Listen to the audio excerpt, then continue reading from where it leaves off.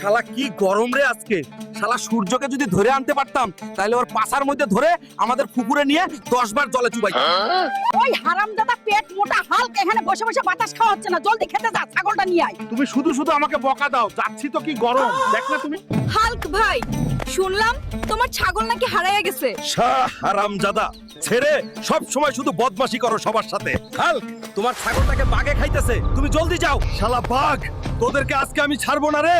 আমার ছাগলের দিকে নজর দিছস? ওই শালা বাঘের বাচ্চা, তোদের বাচন নাই রে।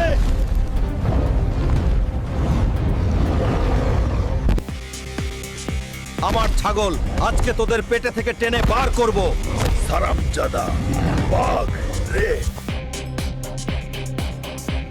আজকে তোদের পেটে থেকে টেনে বার করব। হারামজাদা বাঘ। আমার ছাগল খাইছস, এখন তোদেরকেই আমার ছাগলের কাজ করতে হবে। হাল্ক ভাই,